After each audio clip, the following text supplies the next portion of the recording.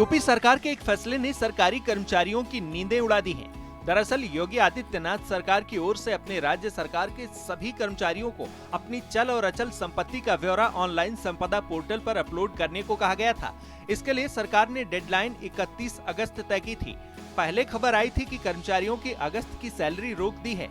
हालांकि बड़ी संख्या में कर्मचारियों ने ये काम नहीं किया, जिसकी वजह से सरकार ने ऐसे कर्मचारियों को अल्टीमेटम देते हुए डेडलाइन फिर से बढ़ा दी है। योगी सरकार पहले से ही लॉ एंड ऑर्डर के मामले में जीरो टॉलरेंस की नीति अपना रही है। साथ ही भ्रष्टाचार के मुद्दे पर भी सरकार सख्त रुख अपनाए हुए है। लिहाजा सरकार ने कर्मचारियों को आखिरी बार अल्टीमेटम दिया है। सरकार से मिली जानकारी के अनुसार अब तक महज 71% कर्मचारियों ने ही अपनी चल और अचल संपत्ति की जानकारी सरकार के पोर्टल पर अपलोड की है और 29% कर्मचारियों को अपनी प्रॉपर्टी की जानकारी साझा न करना महंगा पड़ सकता है। और अगर 2 अक्टूबर तक इन 29% कर्मचारियों ने सरकार के आदेश का पालन नहीं किया तो फिर उनकी अगले महीने की सैलरी सरकार रोक सकती है। अब आप सोच रहे होंगे कि सरकारी कर्मचारियों की संपत्ति की जानकारी हासिल करने के लिए कोई सरकार पहली बार ऐसा कदम उठा रही है, तो ऐसा नहीं है। केंद्र सरकार के तमाम अधिकारियों को अपनी संपत्ति का ब्यौरा देना होता है और आईएएस, आईपीएस, पीसीएस, पीपीएस अफसरों की तर्ज पर राज्य सरकार के कर्मचारियों को भी अपनी संपत्ति का ब्यौरा ऑनलाइन पोर्टल पर साझा करना होगा। हालांकि शिक्षकों, निगम कर्मचारियों, स्वायत्त शासी संस्थाओं के कर्मचारियों को सरकार ने इसमें शामिल नहीं किया है। आपको बता दें कि यूपी सरकार के चीफ सेक्रेटरी मनोज कुमार सिंह ने सभी विभागों के प्रमुखों को पत्र लिखा था। पत्र में कहा गया था कि सभी सरकारी कर्मचारी 31 अगस्त तक चल अचल संपत्ति घोषित नहीं करे तो उनका प्रमोशन नहीं होगा। इसके साथ ही कर्मचारियों की अगस्त महीने की सैलरी भी नहीं आएगी। सरकारी कर्मचारियों को संपत्ति घोषित करने का निर्देश पहले ही भी दिया जा चुका है, लेकिन संतोषजनक रिस्पांस नहीं मिलने पर सरकार ने कड़ा फैसला लिया है। रिपोर्ट के मुताबिक अब तक कुल 2,45,000 कर्मचारियों ने अपनी संपत्ति का ब्यौरा सरकार की वेबसाइट पर अपलोड किया है। ऐसे में इन कर्मचारियों के अगले महीने का वेतन सरकार रोक देगी, जो कि कुल कर्मचारियों की संख्या का 29% है। ये भी जान लीजिए कि जिन कर्मचारियों ने सरकार के साथ जानकारी साझा नहीं की, उनमें से किन किन विभाग के कर्मचारी सबसे ज्यादा हैं। इनमें शिक्षा, टेक्सटाइल, सैनिक कल्याण, ऊर्जा, खेल, कृषि और महिला कल्याण विभाग के कर्मचारियों की तादाद सबसे ज्यादा है। साथ ही अपनी संपत्ति का ब्यौरा नहीं देने वालों में पुलिस के जवानों की भी खासी तादाद है। हालांकि गृह विभाग ने कहा है कि हाल के दिनों में त्योहार और पुलिस भर्ती परीक्षा के चलते पुलिस के जवान व्यस्त रहे।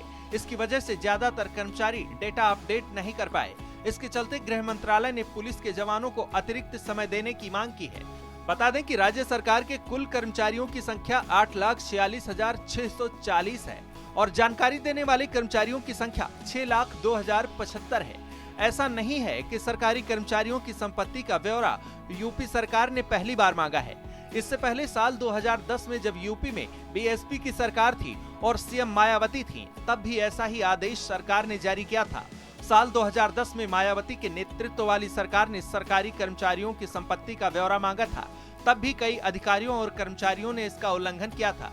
ऐसे में आदेश को सख्ती से पालन करने के लिए और पारदर्शिता लाने के लिए सीएम योगी के नेतृत्व वाली वर्तमान सरकार ने संबंधित पोर्टल यानी मानव संपदा पोर्टल पर संपत्ति की जानकारी देने को अनिवार्य बना रही है।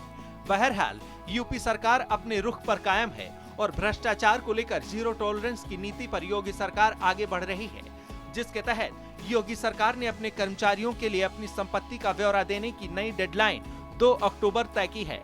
योगी सरकार ने पारदर्शिता लाने के लिए ये आदेश 2023 में जारी किया था, जबकि 2017 से यूपी में बीजेपी की सरकार है। ऐसे में सवाल उठता है कि सरकार क्या आराम की नींद सो रही थी? क्या सरकार को पहले इस मामले में प्रोएक्टिव नहीं होना चाहिए था? ये वो सवाल हैं जो सरकार से पूछे जा रहे हैं। वहीं 29% कर्मचारियों ने अभी तक अपनी संपत्ति का ब्यौरा नहीं दिया है। हो सकता है कि कर्मचारी किन्हीं कारणों से अपनी संपत्ति की जानकारी सरकार के साथ साझा नहीं कर पाए हों, लेकिन जानकारी न देने वाले कर्मचारियों की विश्वसनीयता पर प्रश्न चिन्ह जरूर लग रहे हैं। जब चुनाव लड़ने वाले नेता, केंद्र सरकार के बड़े अफसर और कर्मचारी अपनी चल अचल संपत्ति की जानकारी सरकार के साथ साझा कर सकते हैं, तो फिर राज्य सरकार के कर्मचारियों को भी अपनी जानकारी देने में हिचकना नहीं चाहिए, क्योंकि जितनी देर होगी शक उतना ही गहराता जाएगा और योगी सरकार को ऐसे कर्मचारियों पर एक्शन लेने के लिए मजबूर कर देगा। लोकतंत्र में कार्यपालिका की भूमिका सबसे महत्वपूर्ण मानी जाती है। ऐसे में पारदर्शिता को लेकर राज्य सरकार की पहल सराहनीय है।